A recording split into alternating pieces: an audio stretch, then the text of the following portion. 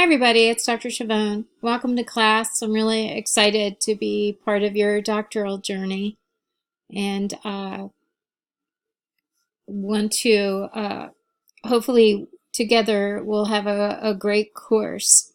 You're all experts in your field, so I hope that you'll make interesting contributions to the discussion forums in the class. I am convinced that you have much to offer for each of us to learn from. So I just wanted to point out my welcome page and also to point out the new resource for you, which you can find up here at the Writing Center. So if you open the Writing Center, you will find 5 modules available for you.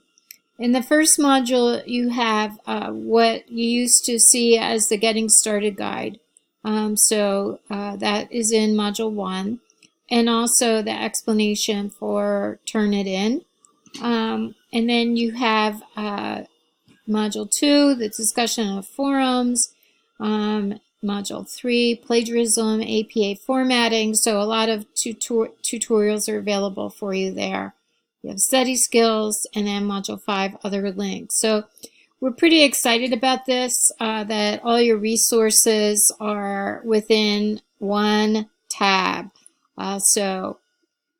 Please explore that before you get, inundated with assignments and such. All right, here is the virtual classroom. So I would like to schedule an open classroom where we can all meet and discuss, and we'll go into the virtual classroom. Additionally, you will find in my welcome letter where you can book an appointment. So if you book an appointment through that link, I will meet you in the virtual classroom. I have to open it, and I will open it about 5 minutes before our scheduled appointment, so you can go in there. If your computer has a speaker and microphone, you don't need to do anything. If you do not, then you'll need a headset with a speaker. A headset is speaker, but a microphone, so you can communicate with me. We could also communicate video if you would like to do that. Okay, so look at the Writing Center, schedule appointments to meet with me, and then also take a look at, should we open here, your syllabus. You can find your syllabus, and in your syllabus we have the objectives for the class and your textbook. So your textbook is here. Also is required the APA manual. Some of you might be aware that there is a new edition of the manual. Aspen is not using the new edition quite yet. So if you have the old edition, that is just fine. And here you can review what's going to be covered in the course. So it's a pretty fun course. Takes us out of our U.S. perspective and broadens that quite a bit. So it's a fun course. Okay, so let's take a look at the, want to see if I can open the rubric for you. So I think we can find that in the first assignment upload. Let's take a look.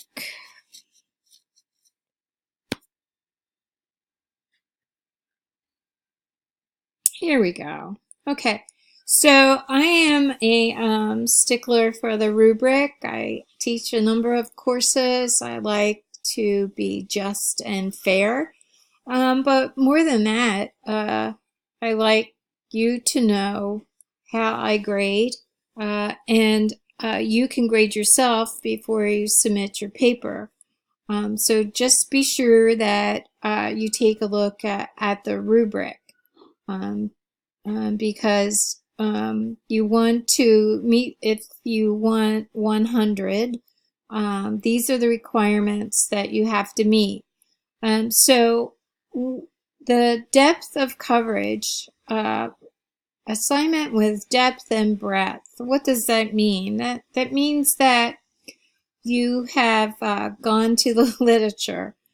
So in my welcome letter there, you'll see that I suggest looking, using the literature as references.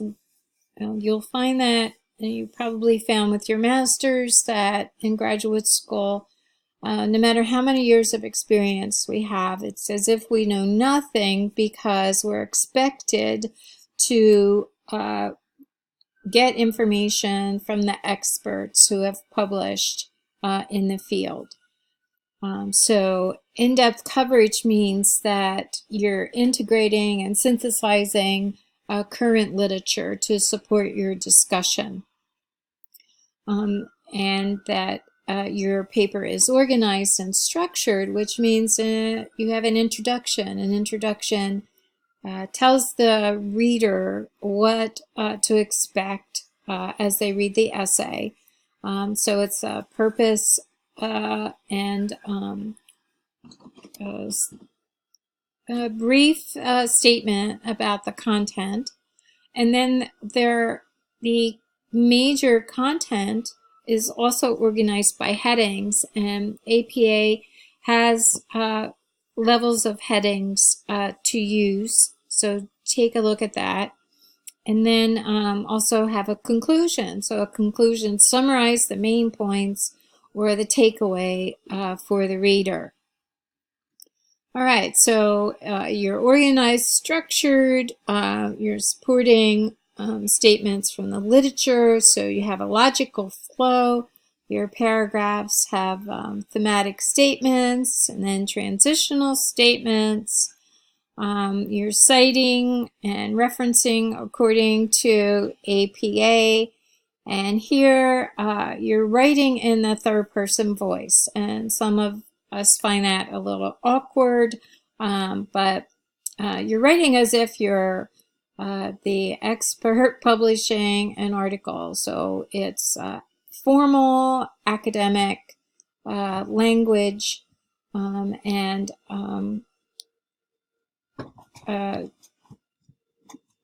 what do I want to say here? And in the third person perspective. So there is a tutorial available for you through the library and the Writing Center on writing in the third person voice. So write in the third person voice. Please avoid second person.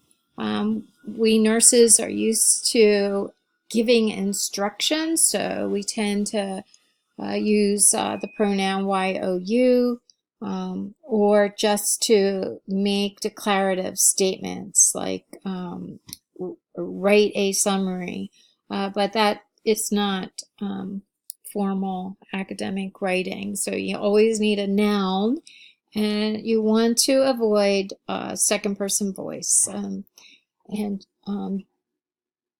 really review your paper to see if it's in that perspective from the neutral third person. And why do we do that? Third person is to speak to a general, broad audience. So as a doctor of nursing practice, you want to think about who's going to be reading your work. It's going to be interdisciplinary readers, multidisciplinaries, people from the community. You're going to be seen as the expert, so you write to a general, broad audience, and avoid familiarizing yourself with the audience. So you should not be using we, because you just want to expand your audience outside of nursing. Okay, so third person voice is what I'm looking for, and then just the punctuation and grammar, which is expected in doctoral education. Okay, so that is the rubric. So you can rely on the rubric then and know what to expect in my grading. Okay, let me get out of this.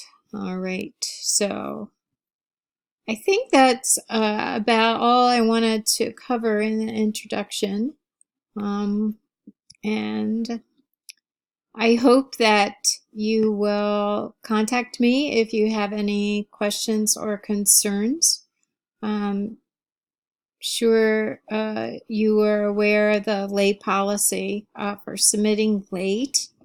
And if you do anticipate you're going to be late with the paper, just shoot me an email and let me know. I really do want to work with you, and things unfortunately do come up. Life goes on even when we're in the doctoral program. It seems to really go on more when you're in the doctoral program, but anyway, this is doable and it is exciting. So just let me know how I can help you be successful.